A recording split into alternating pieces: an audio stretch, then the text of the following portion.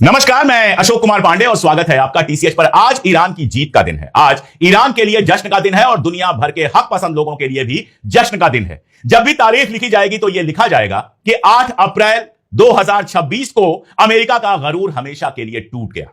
8 अप्रैल 2026 को ईरान दुनिया के नए सुपर पावर के रूप में सामने आया। 8 अप्रैल 2026 को नरेंद्र मोदी की सबसे बड़ी गलती सामने आ गई, साफ हो गई, जब वो जंग के ठीक पहले गए हुए थे इजराइल में और वहां कनेसेट में खड़े होकर कह रहे थे कि मैं इजराइल के साथ हूं। 8 अप्रैल 2026 को यह साबित हो गया कि हथियारों से जंग नहीं जीती जाती है, जंग जीती जाती है हौसलों से। 8 अप्रैल 2026 को यह तय हो गया कि ट्रंप जैसा बड़बोला और असभ्य आदमी, बदतमीज आदमी 7000 साल पुरानी ईरानी सभ्यता को खत्म नहीं कर सकता। वो सिर्फ एक चीज खत्म कर सकता था, अमेरिका की गुंडागर्दी जो सारी दुनिया में चल रही थी, और वो 8 अप्रैल 2026 को खत्म हो गई। जो हुआ वो अपने आप में एक लेसन है।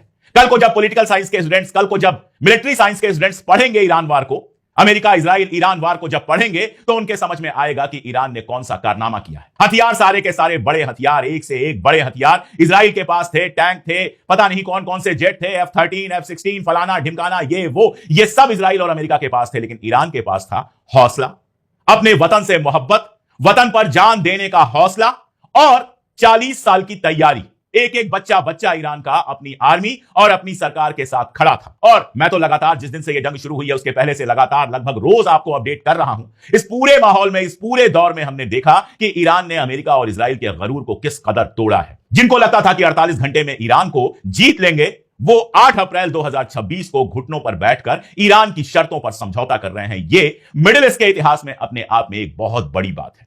और अरब मुल्क जो कभी आगे हो रहे थे, कभी पीछे हो रहे थे, उनको ओमान से सीखना चाहिए, जो पहले दिन से ईरान के साथ था। और आज जब समझौते की बात आ रही है तो ईरान खुल के कह रहा है कि स्ट्रेट ऑफ हॉर्मुज से जो हम फीस वसूलेंगे वो ओमान के साथ साझा करेंगे।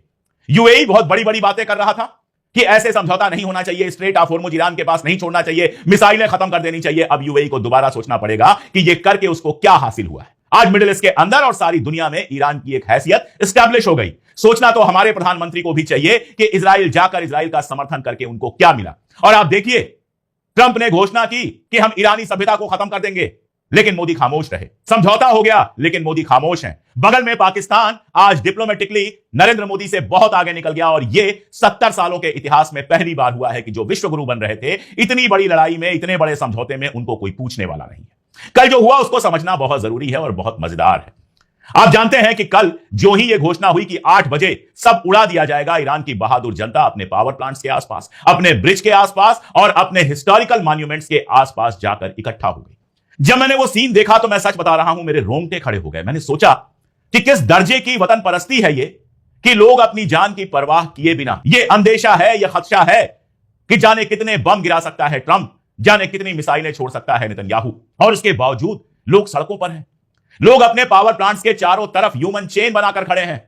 लोग अपने ब्रिजेज पे टहल रहे हैं, उन ब्रिजेज पे टहल रहे हैं जिनको गिराने की धमकी दी गई है, जिन पर बम मारने की धमकी दी गई है। लोग उन हिस्टोरिकल मॉन्यूमेंट्स के आसपास इकट्ठा हो गए हैं जो ईरान की शान है, उन मसाजिद के आसपास, उन स्क्वायर्स के आसपास। इस्फहान में, कुम में, शिराज में, तेहरान में, पूरे ईरान में लोग सड़कों पर हैं, बिना डरे हुए कि अगर अमेरिका ने बम गिराया तो क्या होगा। और सिर्फ लोग नहीं सड़कों पर थे, ईरान के लीडर सड़कों पर थे, पजेश्कियन सड़कों पर थे, बाकी लोग सड़कों पर थे। एक मुल्क जिसके सुप्रीम लीडर को पहले ही दिन जंग के मार दिया गया, उसके बावजूद वो इस तरह से एक होकर खड़ा होता है। यह अपने आप में एक सोचने और सीखने की बात है। मैं एक छोटा सा एग्जांपल देता हूं। यहां बहुत सारे लोग बहुत राष्ट्रवादी बनते हैं और हमारे जैसे लोगों को गाली देते हैं। जरा अपने दिल से सोचिए और दिमाग से सोचिए कि ऐसे हालात कभी हिंदुस्तान में आ जाएं, कभी नहीं आए। मैं तो यही चाहूंगा कि हिंदुस्तान पे कभी ऐसा कोई खतरा ना आए, लेकिन मान लीजिए ऐसा कोई खतरा आ जाए तो क्या इस सरकार के जो भक्त हैं वो आकर खड़े होंगे? कोई खड़ा नहीं होगा, सब भाग के अपने बिलों में छिप जाएंगे, क्योंकि इनकी वतन परस्ती केवल मुसलमानों से नफरत में है। इससे ज्यादा वतन परस्ती इनके पास नहीं है। आप सोचिए, ईरान के अंदर एक सिनेगाग पर बम गिरा और वहां के जो चीफ रब्बाई हैं, यहूदियों के जो सबसे बड़े पुजारी हैं, वो सड़क पर आकर खड़े होते हैं और इजराइल की मजम्मत करते हैं, ईरान के साथ खड़े होने की बात करते हैं। इस पूरी जंग में ईरान ने एक धार्मिक स्थान पर हमला नहीं किया। इजराइल में सैकड़ों सिनेगाग होंगे, लेकिन एक सिनेगाग पर भी हमला नहीं किया ईरान ने। सिनेगाग पर हमला किसने किया? सिनेगाग पर हमला किया इजराइल ने। यहूदी धर्म के पूजा स्थल पर हमला किया इजराइल ने। आप सोचिएगा कि वो कैसे खुद को यहूदियों का रिप्रेजेंटेटिव होने की बात कर सकता है। जब पूछा गया ईरान के यहूदियों से तो उन्होंने कहा कि हमें तो यहां सेनेट के अंदर भी, संसद के अंदर भी रिजर्वेशन मिला है, नौकरियां मिली हैं, यहां हम इज्जत और शान से रह रहे हैं। हम तो हमेशा यही चाहते हैं कि ईरान फतेहयाब हो, और ईरान फतेहयाब हुआ।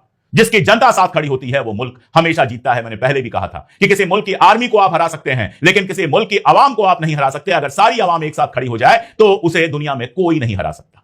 और कल जो हुआ उस पूरे प्रोसेस को समझना बहुत जरूरी है। जाहिर है रात भर मैं भी जगा था और आप भी जगे होंगे। कल रात क्या होगा, कल की रात कयामत की रात थी और कयामत की रात में क्या होगा यह हम सबको एक डर लगा हुआ था। हम में से कोई नहीं चाहता था कि हजारों लाखों लोग मारे जाएं। हम में से कोई नहीं चाहता था कि ईरान के अंदर कुछ बुरा हो। हम सब जगे हुए थे। सबसे पहले जेडी वांस का एक ट्वीट आता है। जेडी वांस यानी अमेरिका के उपराष्ट्रपति, और उस ट्वीट में जेडी वांस ने बातचीत हो रही है जैसी बात लिखी थी। मैंने अपने एक दोस्त को यह भेजा, वो बेहद परेशान थे। मैंने कहा कि मुझे लगता है कि किसी तरह का कोई हमला आज होने वाला नहीं है। उसके बाद बराक राबिट का ट्वीट आता है। बराक राबिट आप जानते हैं, मैं हमेशा इस बात को कहता हूं, कल ट्विटर पे लिखा भी था कि व्हाइट हाउस के शैडो प्रवक्ता है। व्हाइट हाउस को जो बात खुद नहीं कहनी होती है वो बराक राबिट से कहलवाई जाती है। बराक राबिट ने लिखा कि समझौते के बहुत करीब मामला पहुंच गया है, लेकिन 8 बजे तक समझौता हो पाएगा कि नहीं हो पाएगा यह सवाल है। इसी बीच में एक और खेल चल रहा था, इंपीचमेंट का खेल चल रहा था। अमेंडमेंट 25 की बात की जा रही थी जो पहले भी शुरू हो चुकी थी। अमेंडमेंट 25 यह है कि अगर अमेरिका का राष्ट्रपति अमेरिका पर शासन करने लायक नहीं है, उसका दिमागी तवाजुन बिगड़ गया है, या किसी और वजह से यह पाया जाता है कि वो अमेरिका पर शासन करने लायक नहीं है, तो उसको गद्दी से हटाया जा सकता है, इंपीच किया जा सकता है। यह पूरा एक अभियान चलना शुरू हुआ। डेमोक्रेट्स पहले आए, 40-45 डेमोक्रेट्स आए, उसके बाद कुछ रिपब्लिकन भी आए, और यह प्रोसेस अभी भी चल रहा है। इस समझौते के बावजूद ट्रंप को गद्दी से हटाने का प्रोसेस अभी भी चल रहा है। तो यह प्रेशर पड़ना ट्रंप के ऊपर शुरू हुआ। ट्रंप के साथ कौन था? इजराइल तो रहेगा ही, और वो रजा पहलवी जो क्राउन प्रिंस था और जिंदगी भर अब क्राउन प्रिंस ही रहेगा, अब वो कभी ईरान में पैर रखने की हिम्मत नहीं जुटा पाएगा। वो वीडियो जारी करता है और वीडियो जारी करके ईरान की जनता से कहता है कि सड़क पर आओ और ईरान की सरकार को पलट दो। ईरान की जनता अब तो यह साबित हो गया है कि तुम्हें जूते की नोक पर भी नहीं रखना चाहती। इसके अलावा ट्रंप के साथ कोई नहीं था। नरेंद्र मोदी चुप थे। नरेंद्र मोदी ने कुछ नहीं कहा, ना समर्थन में कहा, ना विरोध में कहा, लेकिन कम से कम समर्थन में कुछ नहीं कहा। इसी बीच में यूनाइटेड नेशन में एक प्रस्ताव आया, और वो प्रस्ताव होर्मुज को लेकर था। आप जानते हैं बहरीन एक प्रपोजल लेकर गया था जिसमें होर्मुज को ताकत से खुलवाने की बात थी। उसका फ्रांस ने भी विरोध किया था, और फ्रांस, चाइना और रशिया के विरोध के चलते उसको फिर से ड्राफ्ट किया गया था, जिसमें फोर्स वाली बात हटा दी गई थी। जब यह प्रपोजल जाता है यूनाइटेड नेशन में तो चाइना और रशिया इसको वीटो कर देते हैं। चाइना ने कहा कि इस प्रपोजल में इस सारे फसाद की जो असल जड़ है, ईरान के ऊपर इजराइल और अमेरिका का अटैक, उसका जिक्र नहीं है। खैर, रशिया और चाइना जो ही उसको वीटो करते हैं, एक बड़ी हार अमेरिका के लिए वहां भी हो जाती है। उसके बाद ट्वीट आता है शहबाज शरीफ का।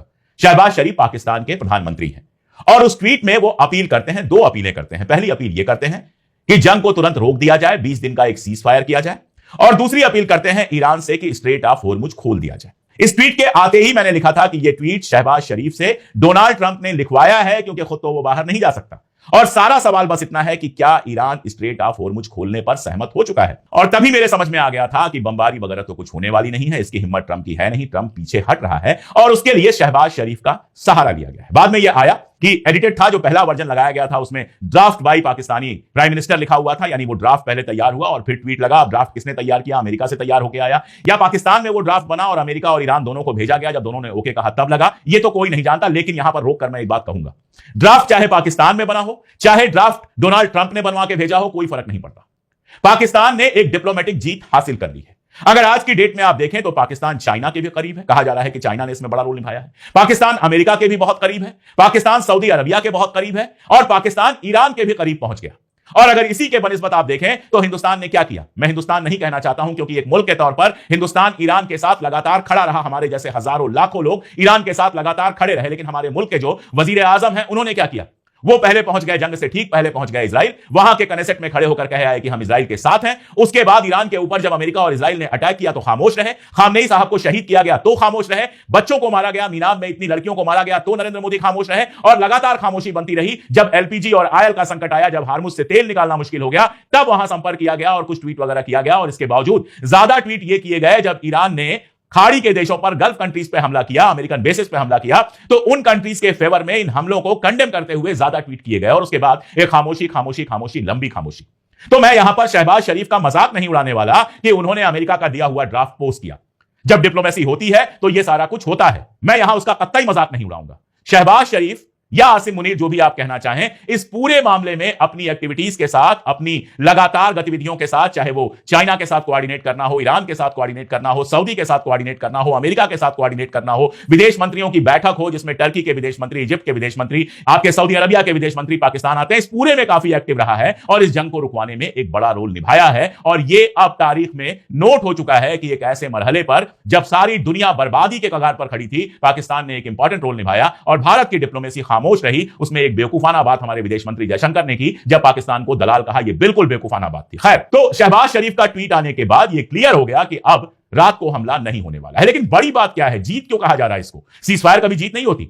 जीत इसको इसलिए कहा जा रहा है क्योंकि ईरान की शर्तों पर बात होगी। इस बात को ट्रंप ने खुद तस्लीम किया।